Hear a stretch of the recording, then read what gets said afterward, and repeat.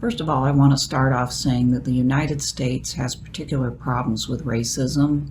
That's been proven again in the past week, and we are going through a societal challenge maybe unlike anything we've ever seen before, and one of the elements is the country has never fully addressed and adequately addressed the problems it has with racism. And the problem extends far beyond the United States police force, and it's obviously way past time for us to clearly address this.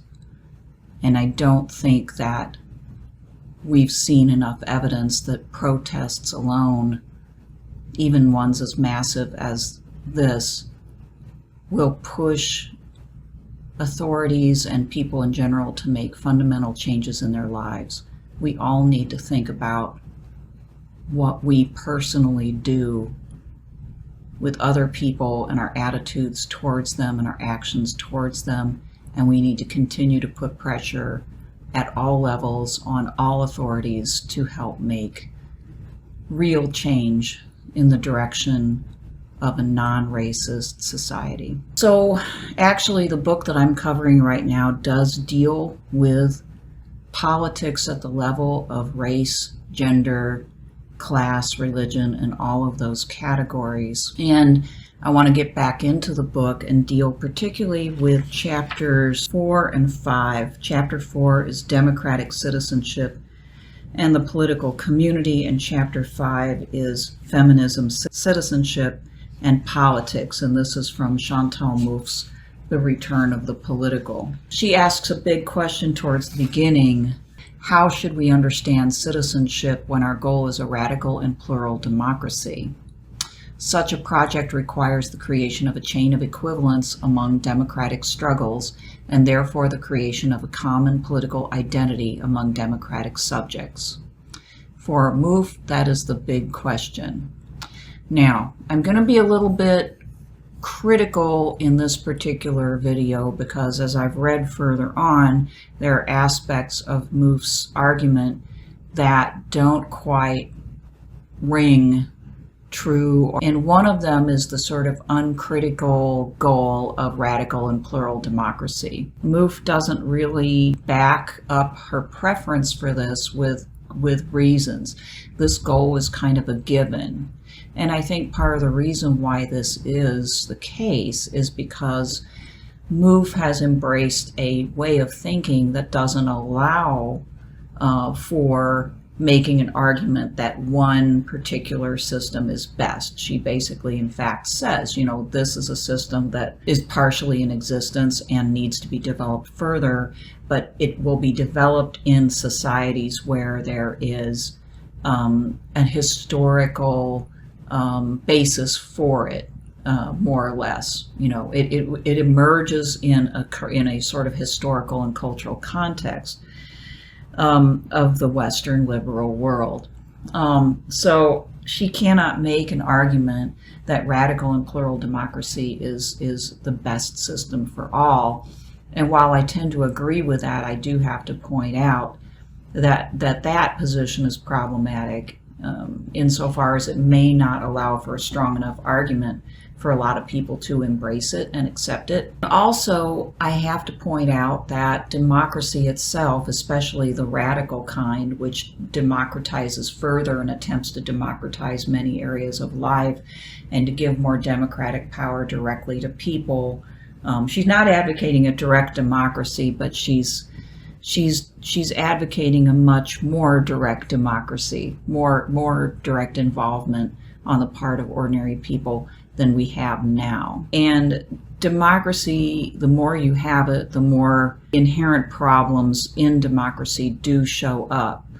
One of which was pointed out long ago in the original very direct democracy of ancient Athens, when the Athenians really couldn't handle that level of involvement and tended to give over their power to politicians who were particularly attractive and mesmerizing, rhetoricians, sophists. Any type of democracy, even liberal representative democracy, is prone to this problem The American founders knew it.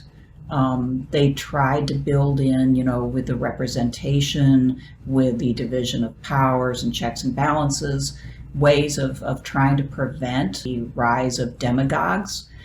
But as we're seeing right now, not only here but in other countries with the same basic system, that has not led to a complete elimination of the potential of demagogues. There is a need to defend democracy of any kind, and there is a need to further think about, beyond the liberal thought that's already occurred, there's a need to further think about how to head that off, right? That potential for demagoguery and the takeover of democracy. Now, in a way she starts to do this by discussing the need for a different kind of citizen, in fact, a different kind of political culture, in which the people become more involved and really think about their community and really participate.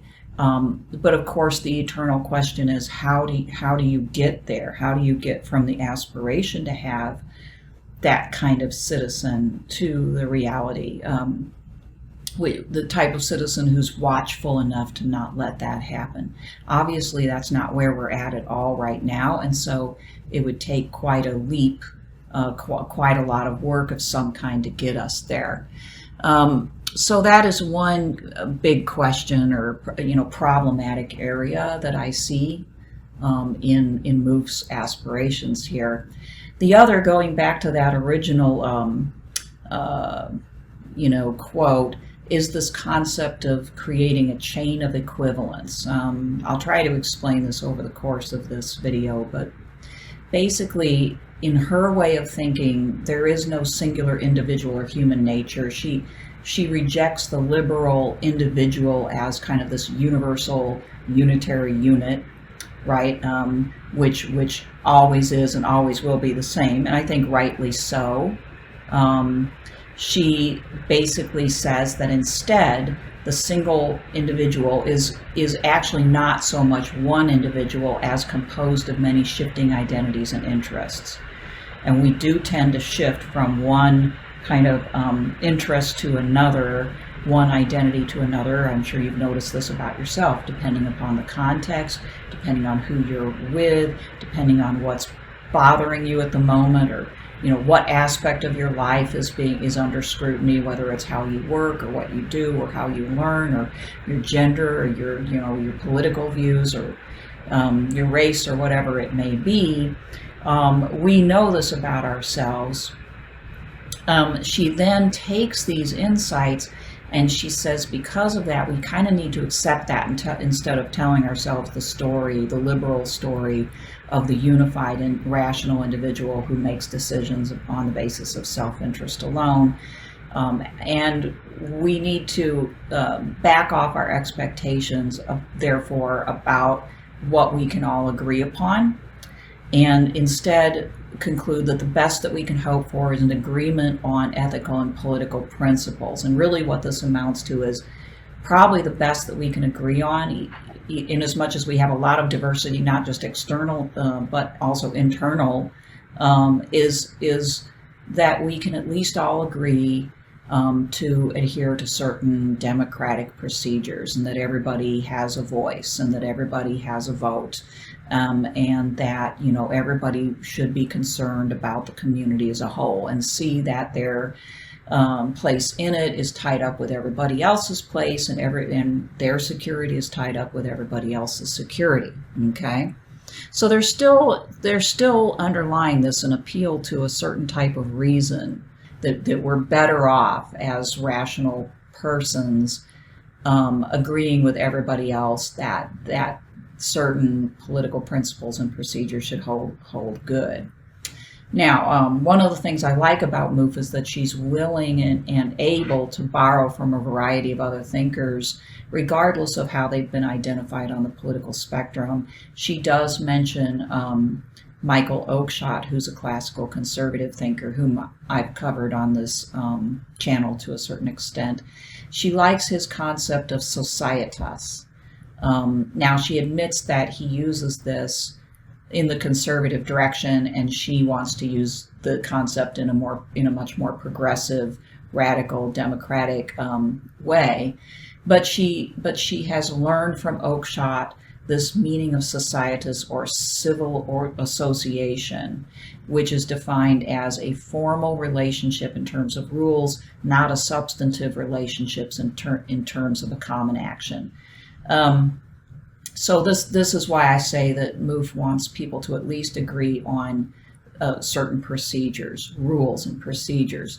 And what she does with this idea of Oakeshott is combine it with a more robust notion of citizenship, which is still liberal in the sense that she agrees that individuals should have certain, I don't know if she'd use the term, but certain inalienable rights. And also, very importantly, she agrees with the liberal public-private distinction, that certain things are more public in nature, that we have certain things that should be more private, part of our private realm. But she wants to bring in Republican notion that there's no area of life that's completely off limits, and this is one area of liberal thought that she strongly disagrees with, the idea that you can put certain things totally into the private realm and there's no public significance or import at all. In her view, is totally false.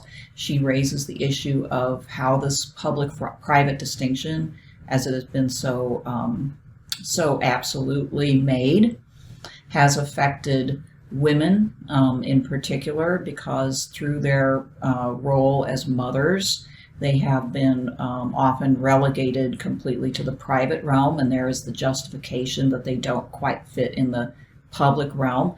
And so not only has that disenfranchised women, but also it has led to society not really being able to examine and deal with inequalities in that domestic sphere, because it's private and a matter of individual choice and so on, when a lot of inequalities and a lot of actual political problems, we all know, come out of the private sphere between, in the relationships that people have in their domestic life.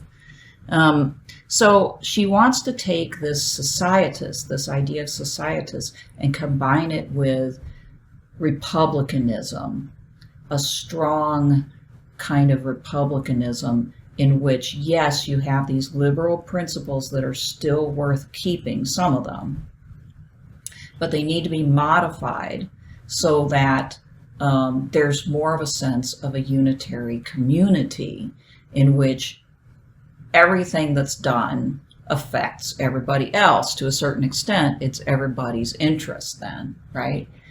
Within limits. How you exactly achieve this balance so that people don't feel imposed upon by the community is an open question, okay? She says, we are in a position to theorize the multiplicity of relations of subordination. A single individual can be the bearer of this multiplicity and be dominant in one relation while subordinated in another. Okay, now this is an idea that she extends throughout these chapters that she hopes will create a locus of interest at any given time where people can come together for a common cause. So she points out that despite the fact that we have these multiplicity of identities, okay, that a lot of those identities make it so that the person has areas of their experience where they are subordinated. Okay, so let's say that you're a white male, but you don't make a lot of money, or you're undereducated because the system didn't educate you properly. There are still ways in which you experience oppression. Let's say you're a white female who's above average in income and has a solid education. You're not excluded from oppression because you're a female, so you experience discrimination nonetheless. Same thing for African Americans. Let's say you're an African American who has a great job, doing well in life, but it doesn't exclude you, obviously, from being stopped by the police and even having your life put in jeopardy or being killed simply because you're blackness makes you threatening to other people. So there are many ways in which, in various aspects of our experience, we experience subordination, as she puts it here. And what she's trying to do is she's trying to make the argument that what leftists or progressive people ought to do is strive for alliances based on the shifting but common interests in liberty from subordination. Okay, this is an area where leftists can make a common appeal. What she's talking about here, and she uses the term, is intersectionality. She says, create an equivalent articulation between demands of women, blacks, workers, gays, and others. Mouffe also criticizes communitarians at this point, even though she draws a lot from them. But as we've seen before, she doesn't like their idea of there being some sort of natural end, or, you know, that the goal ought to be happiness and we ought to be able to define how to get there, which she sees as a form of essentialism, right? That many of them express that, you know, we need to get back to a really strong community united by some idea of, you know, the good life, okay? Not all of them go there, but, you know, some of them do. So, you know, she says that their criticism of liberalism is correct, but their solution doesn't fit the, quote, modern pluralist democracy, right? Because we can't expect, she thinks, to have a strong notion of, you know, the good life, right? So instead, pluralistic democracy needs to keep some aspects of liberalism, such as individual rights, the idea of liberty, equality, in order to not become repressive. And again, pluralist democracy needs to rely on intersectionality to provide possibilities for alliances. Okay, so here's a problem that I've got with the general idea of intersectionality creating these potential alliances. And more generally, it's a problem with how she views the person with all of these shifting identities, okay, and all of these various areas of dominance and subordination. I'm not going to argue that she's wrong about the fact that that we experience life in this way, and that we don't just boil down to one identity. However, I always think about, like, how does this translate into a real political message or movement? How does this translate to people who aren't political theorists, people who make things happen once they get the ideas, okay? And so, like, that raises the question of where's the motivation for people, okay?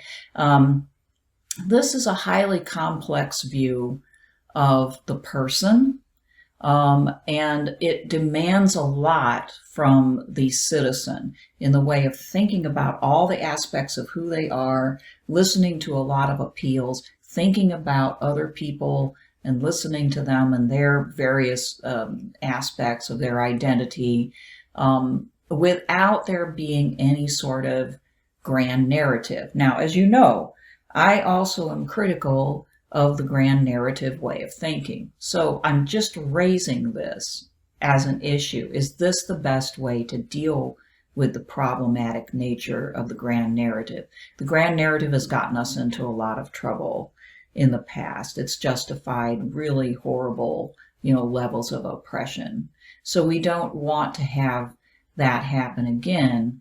But nevertheless, human beings, it seems, though, as if they're going to be motivated to join a movement, for instance, or to, you know, cooperate with others, that they need some sort of story, that they need some sort of, in effect, narrative, even if it's not terribly grand, to motivate them, okay? She admits that, and embraces, as a matter of fact, that human beings form their meaning through discourse, that the way that they view the world isn't so much about, you know, the facts at hand, but how they see it. And this is an aspect of human nature that can't be done away with reason, which I think she's sort of relying on, but I could be wrong.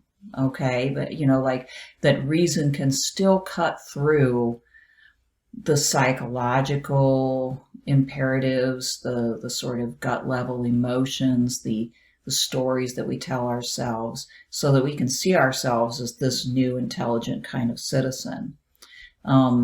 So the question is, how can ordinary citizens embrace the notion of human nature that Mouffe puts forward? And I wonder if they can. Here's a quote.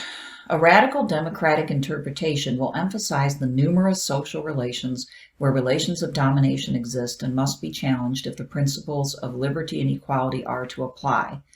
It should lead to a common recognition among different groups struggling for an extension and radicalization of democracy that they have a common concern, and that in choosing their actions they should subscribe to certain rules of conduct. In other words, it should construct a common political identity as radical democratic citizens. What this would require is for those very people that I mentioned earlier, like the white working class male, the black upper class female, a gay person who's middle class but is discriminated against for his sexuality. For all of these groups to be able to see that what they have in common is some sort of subordination, and then to form a coalition and work together to rid themselves of all of this, therefore creating a better world for everybody. Well, we know that a lot of times these groups, they don't get on well together, and it's difficult. It's difficult to ask them to see a common cause, even if it's true. What story are you going to tell people to get them there? How are you going to motivate these various groups, right?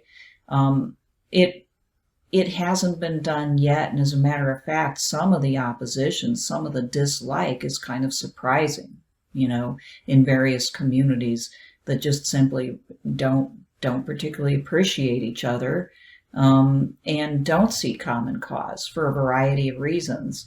So I'm not saying that it can't be done, but it's very difficult, and again, it seems to require a type of rationality that I hate to say it, but it kind of reminds me again of the sort of liberal Enlightenment hope that people can see their way clear to seeing their own kind of enlightened long-term self-interest. Mouffe rejects any sort of feminism which is essentialist at all. She goes through all these different feminist theorists, and a lot of them, what they have in common is they haven't been able to really deal with this multiple nature of human experience, and the fact that we can't identify just as women, or that we can't say that our identity is fixed in our womanhood just because of our biology, that this is kind of a fixation, not a reality, and that our reality is that we are,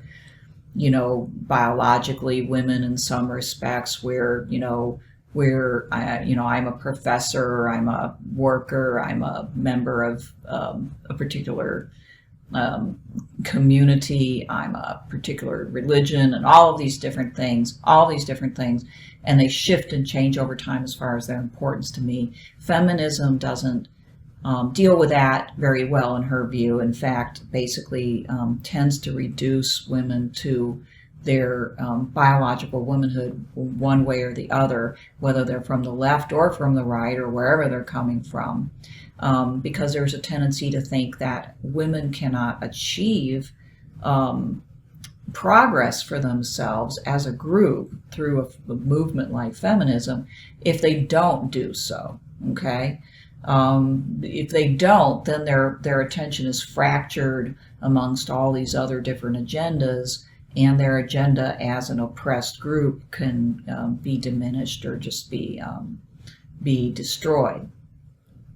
So Mouffe nonetheless, says, no, this essentialism is a problem because it's not true, first of all, and we can still make progress as women while seeing ourselves in our interactions with other people as citizens in this democratic process. we can press for our causes related to feminist or womanhood and other areas of our lives without seeing ourselves as primarily identifying as women. Okay. Now, despite the fact that she says that, and it sort of makes sense at a logical level, I think the reason why she's getting resistance from feminists is because at the practical level, how do you sell that? Again, see, that's the problem, right? If you're trying to create a movement of women and men to press for equality for women, to come at the people that you want to join that movement with the message that they are many things, one of which is women, and that they have many interests, and that there are all these shifting and changing,